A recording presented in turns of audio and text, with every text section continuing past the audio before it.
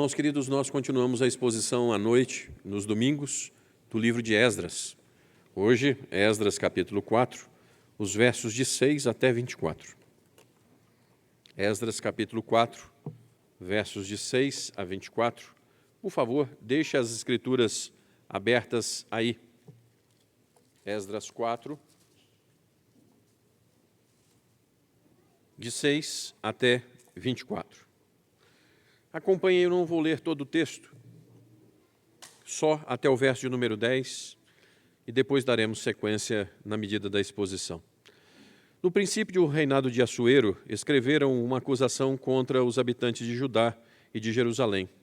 E nos dias de Atarxerxes, rei da Pérsia, Bislão, Mitretate, Tabiel e outros seus companheiros lhe escreveram carta.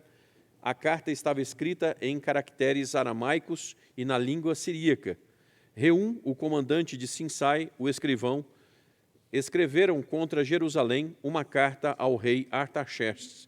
Escreveu Reum, o comandante, e Sinsai, o escrivão, os outros seus companheiros, dinaitas, arfasaquitas, tarpelitas, afarzitas, arquevitas, babilônios, sunsequitas, devitas, elamitas e outros povos que o grande e afamado Osnapar transportou e que fez habitar na cidade de Samaria e os outros aquém do Eufrates. Oremos. Senhor Deus, é domingo, nós começamos a semana na Tua presença, e é verdade, ó Deus, que somos o vermezinho de Jacó. Somos defeituosos, não temos nada de bom que o Senhor não tenha colocado em nós. Mas, ó Deus, nós precisamos ser alimentados pelo Senhor. Deus, a nossa diferença amanhã, hoje, para sempre, é o Senhor. E a menos que o Senhor promova grandes feitos, milagres e maravilhas no nosso meio, nós somos iguaizinhos, ó Deus, aos que estão lá fora. Precisamos, ó Deus, do resplandecer da Tua salvação em Cristo. Precisamos que isso seja verdade e notória verdade. Deus, a única razão pela qual nós podemos ser diferentes é quando essa palavra viva é cravada no nosso coração e ela produz aquilo que o Senhor mesmo deseja. Eis aí o Teu povo, Senhor, um povo de dura cerviz, um povo obstinado, que não vai entender nada do que eu falo, se o Senhor não fizer a obra.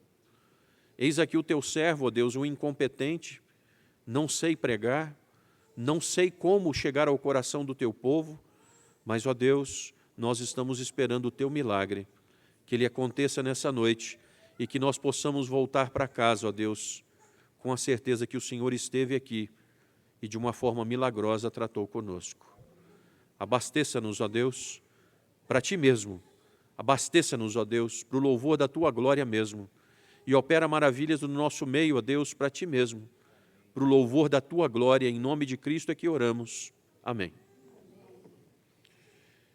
Irmãos, eu já trouxe um bocado de lenço para cá hoje, porque uma das coisas que são comuns e danosas ao ser cristão é achar que, porque nós somos filhos de Deus, nós estaremos incólumes nesse mundo. É o contrário. A teologia falsa da prosperidade diz assim: venha para Jesus que seus problemas acabaram. E a maioria das pessoas estão com um problema gravíssimo. Paulo Romeiro escreveu um livro tratando disso, que as pessoas já não suportam mais as mentiras das doutrinas que estão sendo pregadas. Então, irmãos, o Senhor Jesus disse lá em João 15, 20, lembrai-vos da palavra que eu vos disse, não é o servo maior do que o seu Senhor. Se me perseguiram a mim, também perseguirão a vós outros. Se guardaram a minha palavra, também guardarão a vós. Ser servo do Senhor Jesus é ter certeza de perseguição, irmãos. Se quiser viver uma vida piedosa, se você quiser temer a Deus e guardar os seus mandamentos, guardar a palavra, é certeza de lutas até com aqueles que se dizem irmãos. Irmãos queridos, hoje pela manhã, tratando aqui sobre o livro dos reis, Ezequias adoeceu e morreu. E ele era um homem extraordinário. Josias foi morto no campo de batalha, por um inimigo. Então, irmãos, o mal pode prosperar, até onde Deus quiser. O mal pode prosperar nesse mundo, até onde Deus quiser. Por favor. Essa semana eu e Elaine estávamos estarrecidos assistindo alguma coisa logo depois do almoço, e um pai jogou uma bebê recém-nascida de cima da laje, na rua. E aí você pergunta assim, como isso é possível? Bom, irmãos, vocês vão voltar para casa hoje sem um engano no seu coração que o mal terá ganhos de batalhas nesse mundo. O mal terá ganho de batalhas nesse mundo. E Donald Green Barnhouse diz algo tremendo. As maiores lutas que se podem experimentar na vida não estão dentro dos perdidos, mas nos próprios santos. O mais dolorido é quando essa luta está aqui dentro. Ela está dentro da nossa casa, ela está dentro daquele povo que se diz cristão. É a língua mais ferina, é aquela que está aqui dentro da igreja, porque sabe que está errado e continua fazendo. Então, irmãos, é hora de deixar a utopia de lado e encarar a vida cristã embasada nas Sagradas Escrituras. De 3 coisas, então, muito importantes, eu gostaria que você tomasse tento. Primeiro, não é porque você é um filho de Deus que você não terá lutas aqui. Cristo não é menor do que você e quantas lutas ele encarou. Você não é maior do que o seu Senhor, então você vai enfrentar lutas aqui. Segundo, aos filhos o Senhor prometeu uma vitória, se perseverarmos. Nós lemos sobre Apocalipse 21, a bela cidade. Irmãos, nós estamos marchando para lá. Nós estamos caminhando para um lugar eternal. Terceiro lugar, as vitórias que o Senhor nos dá são sempre maiores do que as lutas, haja o que houver. O mal está ganhando batalhas, mas haja o que houver, as vitórias com Deus serão sempre maiores. Não há como mudar isso. Isso é um axioma. E sobre essa coisa, esse assunto bendito, o puritano Robert Murray Cheyenne diz, o crente deve ser conhecido não apenas por sua paz e alegria, mas também por suas lutas e tristezas. Irmãos, quando eu li isso aqui, eu falei, puxa vida. Vou ler de novo. O crente deve ser conhecido não apenas por sua paz e alegria, mas também por suas lutas e tristezas. Senão ele não é gente. Soninha postou no grupo da igreja que quando uma pessoa é tão super, que ela se prejudica a ela mesma, porque quando ela tiver algum problema, as pessoas todas vão falar, mas esse aqui não era o super-homem? Só que super-homem não existe, irmãos. Então, queridos irmãos, ser crente quando você está com saúde, está com o bolso cheio, está tudo bem dentro de casa, qualquer um é crente. Mas aqueles que Deus vai peneirando, vão ficando só os que são crentes de verdade. Porque apesar das lutas, eles seguem firmes. Apesar das coisas não estarem como nós gostaríamos, nós fincamos o pé e dizemos assim, nós não te deixaremos por coisa alguma, Senhor. Sabe por que nós devemos ser conhecidos por nossas lutas, irmãos? Sabem por quê? Primeiro, porque os mais vitoriosos são aqueles que mais lutaram. Quem são os grandes homens da Bíblia? São aqueles que mais lutaram. Quem são os grandes reformadores? São aqueles que mais lutaram. Quem são as santas mulheres notórias? São aquelas que sempre lutaram. Depois, os que mais lutaram e venceram são aqueles que também serão os donos das maiores e mais apropriados louvores. Irmãos, só tem louvor para quem luta até o final e vence. Os salmos são música para a alma. Irmãos, por que salmo é música para a alma? Porque os salmos narram uma grande batalha e uma grande vitória. É assim o tempo inteiro. Então, salmo faz bem para a alma, porque é exatamente isso aqui. Eu não sei o que você está passando, viu? Não estou tendo revelação nenhuma desse púlpito. Mas nenhuma, viu, irmão? Não estou tendo revelação nenhuma. Mas eu sei que se você é um servo de Deus e se você está querendo viver e vivendo piedosamente, existe luta na sua vida. E existe uma luta por algo maior a ser conquistado. Você tem lutado? Tem doído? Muito bem. Nesse ponto, por favor, aqueça a sua alma. Por favor, aqueça a sua alma. Não há a menor chance de tudo acabar sem que o Senhor não tenha vindo em seu socorro. Sabe quando você olha para um lado e olha para o outro e diz assim, meu Deus, agora não tem mais jeito. Não existe a menor possibilidade de, nas vitórias que o mal vem tendo, não há a menor possibilidade nas dores pelas quais você tem passado, que você morra à míngua sem ver o socorro do seu Deus. Somos cristãos, irmãos, passamos por lutas, mas vale a pena encarar todas as lutas por amor a um Deus que, quando nós somos infiéis, Ele permanece fiel, porque de maneira nenhuma Ele pode negar-se a si mesmo. Não duvide que o mal nesse mundo prosperará até onde o Senhor lhe permitir. Jó que o diga. Então existe um mal cirandando, fazendo e acontecendo, mas até o lugar onde Deus diz assim, até aqui, basta, daqui você não passa. Cremos num Deus soberano que está com o seu cão na corrente, dizendo, você vai até ali, daqui você não passa.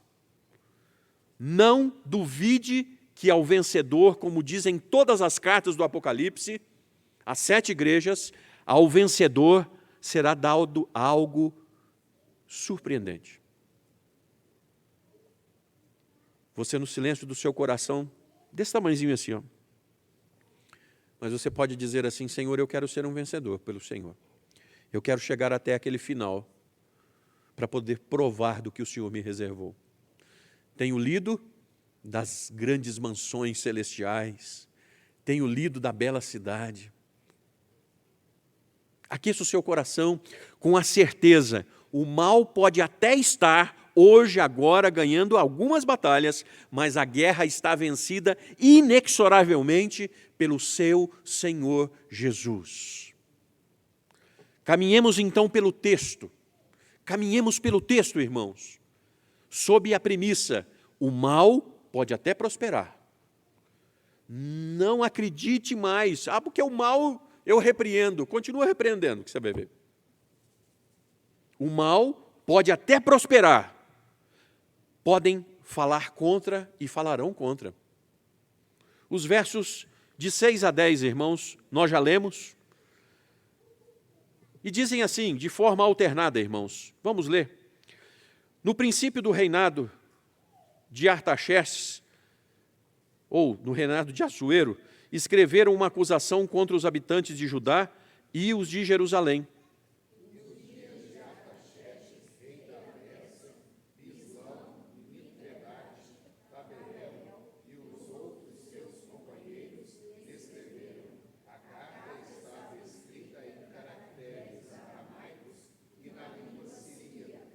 Reum, o comandante, e Sinsai, o escrivão, escreveram contra Jerusalém uma carta ao rei Artaxerxes.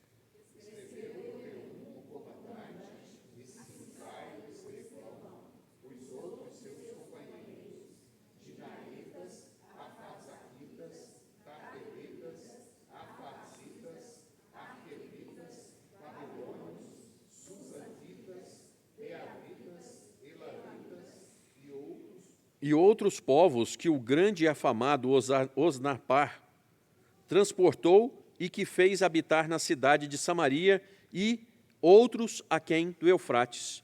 Então, escreveram cartas. Escreveram cartas, irmãos. Queridos, se nós somos cristãos que o valham,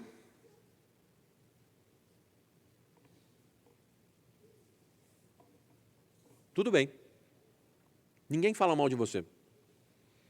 Mas se você é um cristão que presta para alguma coisa, pode esperar. Se você é um cristão que tem vida, Espere, porque as pessoas vão falar de você. Se não, se você não mexe com as trevas, tranquilo. Se nós formos fiéis e sinceros, se nós formos politicamente incorretos, as pessoas vão falar mal. E ser acusado do que não fez, ser apontado como desonesto sem ter culpa, isso é maledicência. Porém, queridos, se mesmo que hoje, falarmos mal de alguém, apenas passando o que é verdadeiro mesmo, isso continua maledicência. Então, o que é maledicência? Maledicência é você passar uma mentira para frente, e maledicência é você passar um pecado, um defeito do seu irmão para frente. Quando você abre a boca para falar mal do seu irmão, mesmo que sendo verdade, você está pecando. Uma das 3 peneiras do mestre Irão, irmãos, é verdade o que você vai dizer? A segunda peneira, é necessário passar para frente o que você vai dizer? A terceira peneira, você gostaria que falassem isso de você? As 3 peneiras do mestre Irão. É verdade o que você vai dizer? É necessário passar para frente? Você gostaria que falasse isso de você? Porque cristãos e tementes a Deus usam desse bloqueador de pecado, as 3 peneiras. Os que não são, os ímpios, deitam a língua para prejudicar mesmo. Agora, irmãos, se nós somos cristãos, nós temos que domar a língua. O que os ímpios estão fazendo aqui para derrubar a obra de Deus é o quê? A primeira arma do ímpio. Falar mal, falar contra. E há dano sim, irmãos, quando você é falado. Há dano sim, como se um saco de penas fosse solto do alto de um monte. Nunca mais junta. É falso testemunho contra alguém. Nunca mais. Cuidado. Os versos de 6 a 8. Só há fofoca quando há receptador. Irmãos, estou cansado de ver furto de cabo de cobre nesse país. Vocês já viram? O sinal parou, o condomínio está sem luz e virou uma palhaçada. Sabe por quê, irmãos? Não tem que prender o sujeito que está roubando sozinho, não. Tem que dar pena para quem está comprando. Porque se não houvesse o receptador, não haveria quem vai roubar. E assim é na igreja. Se nós... Escuta, meu irmão, você vai me falar alguma coisa que eu preciso ouvir? Você vai falar mal dos outros e eu não quero te ouvir. Nós acabaríamos com o problema de língua. Irmãos, a verdade é que um grande contingente se levantou nesse texto contra o povo de Deus que reconstruía o templo e a cidade. E se levantaram para falar contra, para fazê-los parar. Do contrário, teriam uma séria dor de cabeça. Heródoto, o historiador, afirmou que cada governador tinha o seu escriba para reportar-se ao rei persa. No caso, Reum tinha a Sinsai. E escrever em aramaico era escrever na língua dos reis e escrever em siríaco na língua deles. Os versos de 9 a 10. Todos os povos que Assurbanipal deportou para Samaria, a técnica babilônia seria de expatriar. Então você tira a gente da Alemanha, bota na França, da França você bota em Portugal, de Israel você bota no Brasil, e aí o sujeito não tem amor pela terra que ele está. E essa era a técnica ali.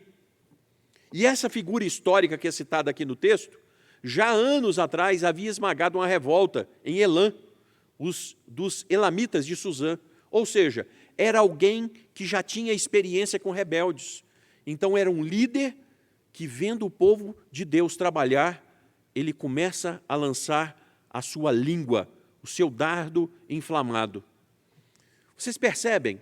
Junta-se um fato verídico misturado com uma suposição. A mentira, via de regra, nunca vem pura, ela vem mascarada, irmãos. Cuidado, cuidado. E o que fazer quando pessoas se levantam contra nós com suas línguas? E o que fazer, irmãos? Bom, se é um irmão, você pode denunciá-lo ao conselho para que ele seja processado por calúnia e difamação. É só arranjar testemunhas. Se ele não é seu irmão, mas é uma pessoa ímpia, você pode levá-lo aos tribunais também por calúnia e difamação. Mas a melhor coisa, irmãos, do que processar alguém, é fazer o que diz Romanos 12, de 17 até o 21, quando diz assim: não torneis a ninguém mal por mal, esforçai-vos por fazer o bem perante todos os homens. Se possível, quanto depender de vós, tende paz com todos os homens. Não vos vingueis a vós mesmos, amados, mas dai lugar à ira, porque está escrito: a mim me pertence a vingança, eu é que retribuirei, diz o Senhor. Pelo contrário, se o teu inimigo tiver fome, dá-lhe de comer, se tiver sede, dá-lhe de beber, porque fazendo isso amontoarás brasas vivas sobre a sua cabeça. Não te deixes vencer do mal, mas vence o mal com o bem. Se não é culpado das sugestões, mas se ainda assim é culpado e alguém, pessoas, se ajuntaram para acabar com você, pare tudo. Entregue para Deus. Entregue para Deus. A melhor coisa, existe um justo juiz que trata com a primeira vitória do mal, que é usando a língua. Deus sabe tratar com isso. A segunda delas, irmãos, o mal pode prosperar e vai prosperar e tem prosperado. O mal pode prosperar, podem suscitar defeitos e erros e o farão. Sabe quando as pessoas têm prazer de apontar o erro dos outros? Isso na psicologia é o seguinte: tira o foco de mim. Porque enquanto eu estou apontando o defeito dos outros, as pessoas não olham para mim. Então, atenção, hein? Em primeiro lugar, o mal tem prosperado por causa da língua. Em segundo lugar, o mal tem prosperado por suscitar defeitos e erros e o farão. Versos de 11 a 16. Leiamos de forma alternada, irmãos. Eis o teor da carta endereçado ao rei Artaxerxes.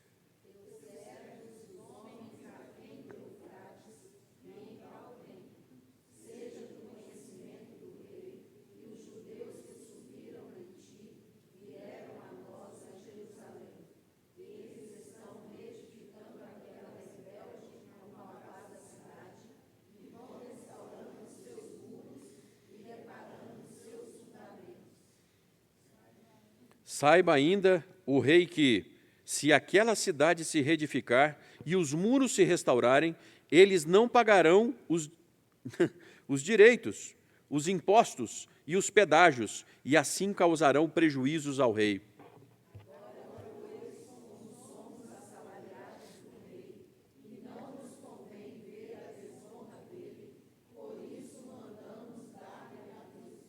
A fim de que se busque no livro das crônicas de seus pais, e nele achará o rei, e saberá que aquela cidade foi rebelde e danosa aos reis e às províncias, e que nela tem havido rebeliões desde tempos antigos, pelo que foi a cidade destruída.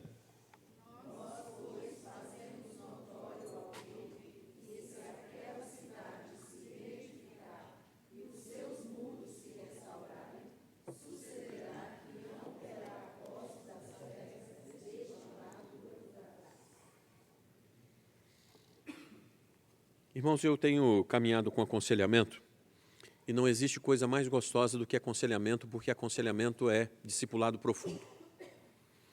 E no aconselhamento, uma das partes do aconselhamento é o fortalecimento para que você possa enfrentar todas as ondas futuras que virão. O primeiro passo do aconselhamento é você se fortalecer para vencer o momento que você está vivendo. O segundo é o fortalecimento para, daqui para frente, aprender a enfrentar as coisas. E o terceiro passo do aconselhamento é você passar para frente o que você aprendeu. Num dos passos do aconselhamento, a coisa mais gostosa é quando você vira para a pessoa e diz assim: você sabia que você é um tremendo pecador, miserável, que você é cheio de defeitos? Eu tenho pregado numa casa de recuperação, irmãos, e a linha positivista da casa de recuperação normalmente é muito grande, né? Você tem poder, você pode, você... Aí eu chego lá e destruo tudo. Falo assim: olha, você não pode nada. A força do homem nada faz. Sem Deus você está completamente perdido. Então, muito bem. Sabe qual é a melhor coisa quando alguém começa a mostrar os seus defeitos? Normalmente a gente arma e parte para cima, né? Esquece. É só esse que você conhece? Tem mais, hein? E você não sabe o quanto. Spurgeon diz que quando alguém começar a falar mal de você, fique em paz. Ele não está falando um terço do que é verdade. Né? Então, irmãos, erros Nós cometemos. Defeitos, nós temos. Mas quem é do mal está agindo em prol de Satanás e vai naquele lugar, bate ali e sempre aumenta. E sempre aumenta. No verso de número 12 e 13. Olha só o que é dito na carta, hein? Eles estão reedificando aquela rebelde e malvada cidade e vão restaurando os seus muros e reparando os seus fundamentos. Saiba ainda, ó rei, que se aquela cidade se reedificar e os muros se restaurarem, eles não pagarão os direitos, os impostos e os pedágios, e assim causarão prejuízos ao rei. Percebe o discurso? O discurso mal para fazer mal. Para expressar, ó, eu estou achando aqui, rei, não queria falar nada não, viu? Mas eu estou achando que esse povo vai te dar dor de cabeça. E eu, como sou um assalariado teu, eu estou aqui antecipando, porque eu sou do bem. Muito. Queridos amigos, quanto isso está dentro de casa? Irmãos, vou pegar firme aqui. Quantos casais estão se degladiando pelo que acham que o outro está pensando? Pelo quanto casais estão se separando, achando que o outro estava fazendo um negócio que não tem nada a ver uma coisa com a outra. Amigo. Com espírito de irmão e amigo, converse. Pergunte. Escuta, eu entendi direito, você quis dizer isso? Eu estou vendo direito, você está fazendo isso? Porque, irmãos, nós tendemos aos porcos. Nós tendemos a ouvir o que a pessoa não falou e nós tendemos a ver o que a pessoa não está fazendo. Depois que você fizer afirmações, aí o negócio fica ruim. Sabe como é que isso aqui azeda entre o casal? Você disse isso. Aí você fala assim, eu não falei isso em momento algum. E a outra pessoa do outro lado morre. E você pode matar mesmo, porque vai morrer. Você falou isso. Não é verdade? Mas você fez isso. Com o dedo assim ainda. Você fez isso. Irmãos, no verso 14 é um filho do inferno, dizendo, mais ou menos assim, olha, eu estou interessado, não é no meu bem, viu, rei? É no seu. Mentiroso. Os expatriados que moravam ali e não puderam voltar para os seus países, porque o povo judeu foi o único povo que retornou em toda a história de expatriamento do mundo, porque Deus tinha uma aliança e cumpriu com eles. Esse povo expatriado estava com medo de ser colocado para fora. A maioria desses povos morava do norte, em Samaria. Você entende de onde há acirrada inimizade entre judeus e samaritanos? É desde essa época. Nos versos 15 e 16, é fato que os judeus sempre tiveram sangue e valor, não se deixando dominar e só caíram porque Deus fez com que eles caíssem, por desobediência. Mas a questão, meus irmãos, é que gente do mal suscita passado para fazer mal. Irmãos, posso pedir a vocês para ouvirem, pelo amor de Deus? Gente do mal suscita o passado para fazer mal. Crentes, foi citado Lamentações 3 aqui hoje. A única causa de nós não sermos consumidos é que as misericórdias do Senhor.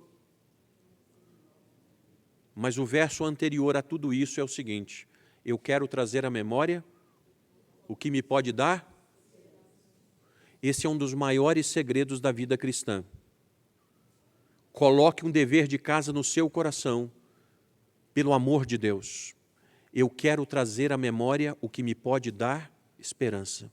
Eu quero parar de ficar remoendo o passado e trazendo agruras que machucam a minha alma. Eu quero parar de lembrar do passado, das coisas ruins, porque as coisas ruins ficaram para trás, Cristo me fez vencedor sobre elas, e eu estou caminhando para a cidade celestial, para a bela cidade. O mal suscita mal para fazer mal. E você, meu irmão? Sabe aquele negócio de trazer defunto para a discussão? Casais Sabe aquele defuntão? Tal época, há 10 anos atrás, quando era 18 horas, 10 segundos e milésimos tanto, você fez isso. E aí você traz o defuntão e coloca no meio de vocês dois. Acabou a conversa. Acabou a conversa. Você quer vencer, meu irmão? Você quer vencer, minha irmã? Eu quero trazer à memória aquilo que me pode dar esperança. Eu não quero trazer mais à tona nenhum defunto. Ficou para trás. Gente a serviço do mal, fica mostrando defeitos, defeitos e defeitos. Eu gostaria de te perguntar, você elogia? Você traz à memória de quem convive com você qualidades? Você é aquela pessoa gostosa de estar perto, porque de vez em quando você vai falar assim, puxa vida, você está bonita hoje, né? Puxa vida, que legal você fez isso. Você vai cumprimentar alguém porque fez alguma coisa especial, ou você é aquela coisa ruim que fica buscando. Quanto você elogia? Irmãos, enquanto eu viver, eu espero não esquecer dessa ilustração. O garoto recebe aquele broche, escrito nele assim, você é importante. E a missão do menino era passar aquilo para frente. E na hora do intervalo, a escola fazia divisa com uma indústria, um rapaz que ajudava o menino chama o rapaz e diz assim, eu quero te dar esse broche. Ah, mas por quê? Você tem sido muito importante para mim.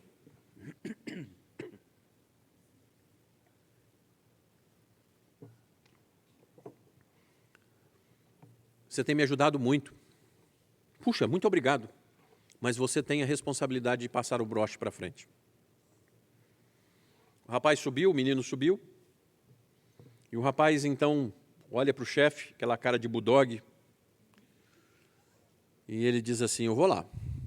Abre a porta. Chefe, o que você quer? Chefe, eu vim aqui trazer esse broche para o senhor. Que broche, rapaz? Eu queria dizer que o senhor é muito importante para essa empresa.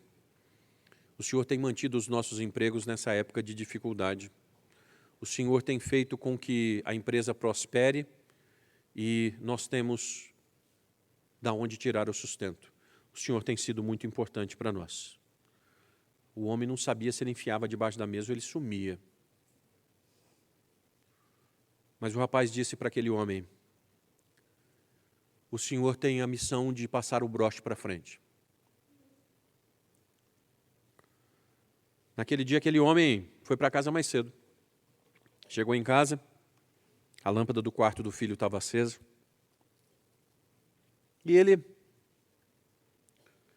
vai até o quarto do filho, quando ele abre a porta, a lâmpada já estava apagada.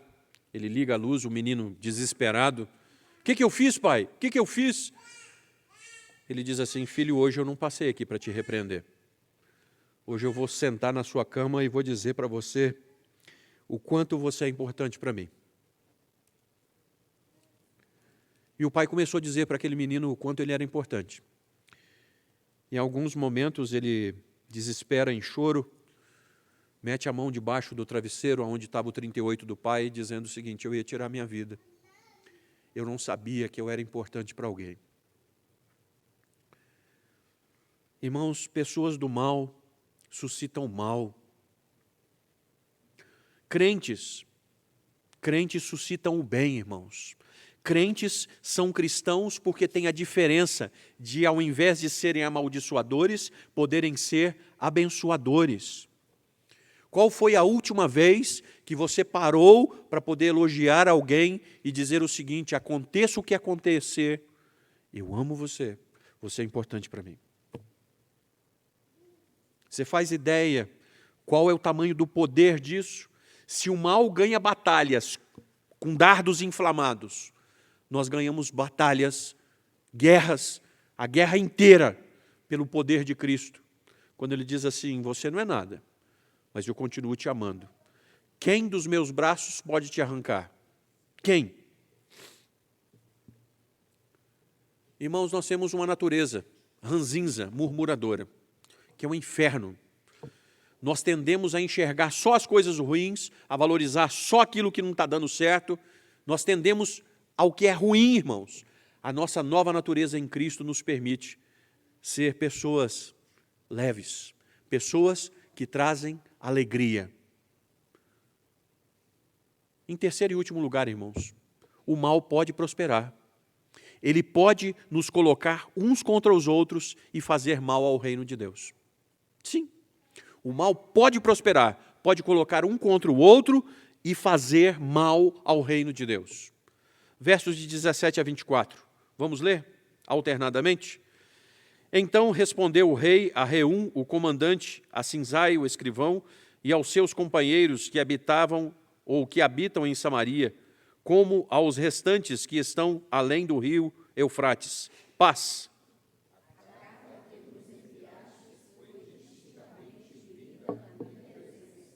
Ordenando eu, buscaram e acharam que, de tempos antigos, aquela cidade se levantou contra os reis, e nela se tem feito rebeliões e motins.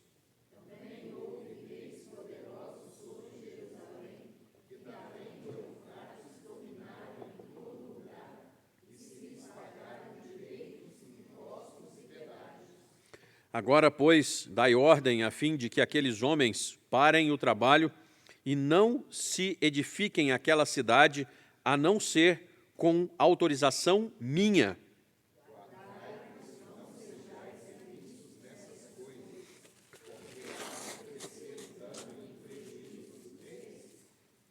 Depois de lida a cópia da carta do rei Artaxerxes perante Reum, Sinzai, o escrivão, e os seus companheiros, foram eles apressadamente a Jerusalém, aos judeus, e de mão armada os forçaram a parar com a obra.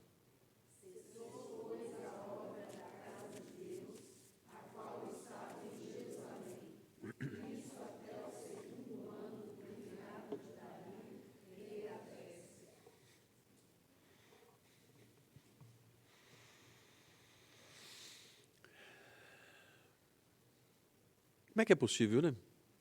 O mal conseguiu parar a obra da reconstrução do templo e da casa de Deus. Ó! O mal chega na sua casa. O mal chega na igreja.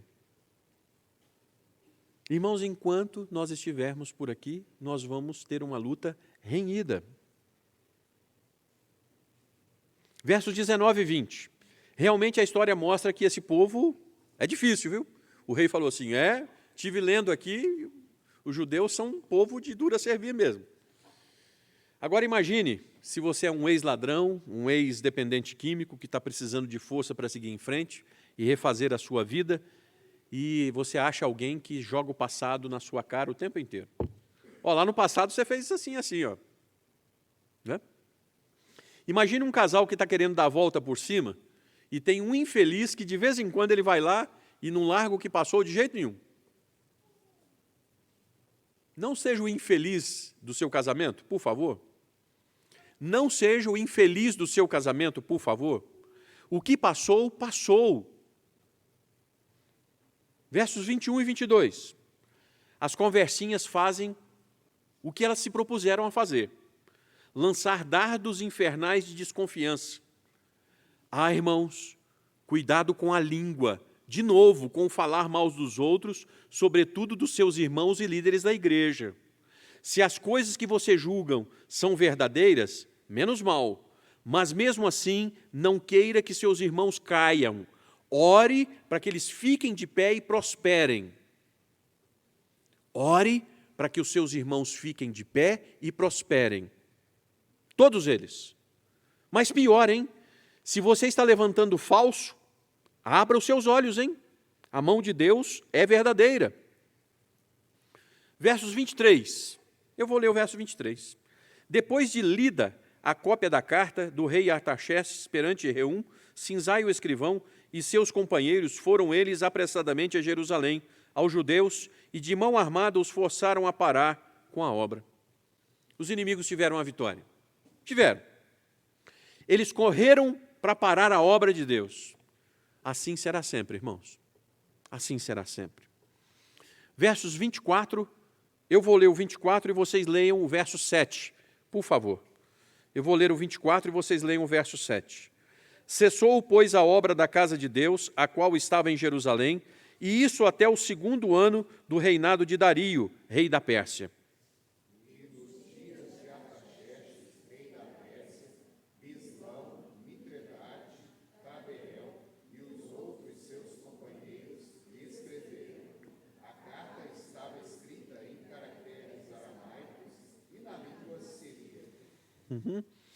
Desde o reinado de Artaxerxes até Ciro, até que o 2º ano, quando todas as revoltas contra o império fossem debeladas, a obra parou.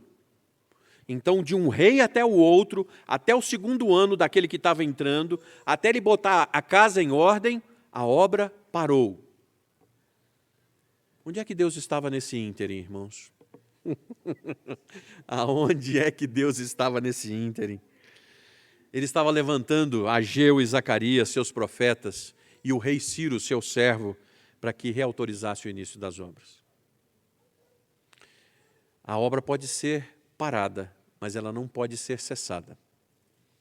Nós podemos encontrar percalços, mas nós vamos encontrar saída. Você percebe que não é fácil fazer o correto e muito menos fazer as coisas para Deus? Ei, pare de utopia na sua vida cristã. Pare de bobagem. Ah, porque esse ano eu vou ler a Bíblia 3 vezes. Se você ler regularmente todos os dias, eu vou ficar muito feliz com você. Esse ano eu vou ser o orão. Eu vou orar que vocês vão ver. Não perco uma vigília, um culto de oração. Como diz o outro naquele português assim, menos, né? Sabe aquele português que a Elane chega a doer assim? Então, menos. Porque quando você se dispuser a fazer alguma coisa para Deus, aqui, não é fácil vir para a igreja. Dá tudo errado na hora de você sair. Chega gente, não sei de onde. Aparece jogo do galo, não sei aonde, e atrapalha o trânsito. E tudo atrapalha para você vir para a igreja. Mas, gente, perseveremos. Há tempo para ir para frente, há tempo para parar. Há tempo não para retroceder. Não há tempo para duvidar de que se Deus controla a história e Ele o faz para o bem daqueles que o amam. Daqueles que Ele vai receber louvor em contrapartida. Irmãos, eu quero parar aqui. Tá bom. Hoje está bom. O mal pode prosperar, viu? Pare de utopia. Podem falar mal e contra falarão. Podem suscitar defeitos e farão isso. Eles podem nos colocar uns contra os outros e o farão. Podem fazer mal à obra de Deus e o farão. Diante disso tudo, o que nós podemos concluir, irmãos? O que nos cabe então, pastor? O que nos cabe, pastor? Edmund Burke diz assim: a única coisa necessária para o triunfo do mal é que os homens bons não façam nada. Ah, já que o mal vai prosperar mesmo, eu vou cruzar os braços. Ser crente é saber que o mal triunfa por aqui, sim, até aquele último dia. Mas um dia nós seremos livres de toda lágrima. E até lá, meu irmão, existem muitos dias de vitórias gloriosas aqui, das quais eu peço que Deus nos encha, para que nós possamos contar às pessoas apenas o que Ele nos fez. Louvor significa isso, você contar para as pessoas o que Deus te fez. Adorar a Deus é por aquilo que Ele é, louvor é por aquilo que você recebe das santas mãos. Então persevere e vá em frente em 2 visões. Primeiro, porque importa que todos nós compareçamos perante o tribunal de Cristo, para que cada um receba segundo o bem ou o mal que tiver feito por meio do corpo. Você e todos comparecerão perante Deus para prestar conta daquilo que fizeram. Todos. Que isso aqueça a sua alma. E nós veremos o mal receber a sua paga. Nós vamos ver, irmãos, Nós vamos ver. Creia, espere e ore por isso. Senhor, Maranata, vem, Senhor Jesus. Porque a única forma, irmãos, desse mundo ser refeito é pela vinda gloriosa de Cristo. Segundo, 1 Coríntios 2,9. Ouça, com aquela parte gostosa da alma, mas como está escrito, nem olhos viram, nem ouvidos ouviram, nem jamais penetrou em coração humano o que Deus tem preparado para aqueles que o amam. Quando o mal triunfar, lembra que tesouros prometidos tens. Nunca os bens da terra poderão comprar a mansão celeste que vais habitar. Quando o mal estiver prosperando, finque o pé. Eu sei em quem tenho crido e sei que é poderoso para guardar o meu tesouro até aquele dia. Meu irmão, o mal pode ter vitórias, o choro pode durar uma noite inteirinha. E para quem está doente, passar uma noite inteira doente não é fácil. O mal pode fazer estragos e parecer que ele vai vencer para sempre. Pode. Mas sempre haverá um amanhecer. Sempre. Aconteça o que acontecer, o choro pode durar uma noite inteirinha, mas a alegria vai vir pela manhã. Então, crente, não caia no que disse Rui Barbosa, que não tem nada a ver com o homem cristão, irmãos. Mas o ímpio falando, olha a profecia de Rui Barbosa em 1914. Ele disse assim: de tanto ver triunfar as nulidades, de tanto ver prosperar a desonra, de tanto ver crescer a injustiça, de tanto ver agitarem-se os poderes nas mãos dos maus, o homem chega a desanimar da virtude, a rir-se da honra, a ter vergonha de ser honesto. Nós chegamos nesse tempo, irmãos. Nós chegamos nesse tempo. Um século e pouco depois, nós estamos vivendo isso aqui. Mas que isso fique lá fora. Que no nosso coração não entre a certeza que o mal vencerá. Não. O mal pode ter vitórias. Tem tido vitórias ao longo da história, mas maior é o nosso Deus. Não desanime. Deus será por ti. Não desanimes. Deus velará por ti. Vamos ficar de pé, irmãos?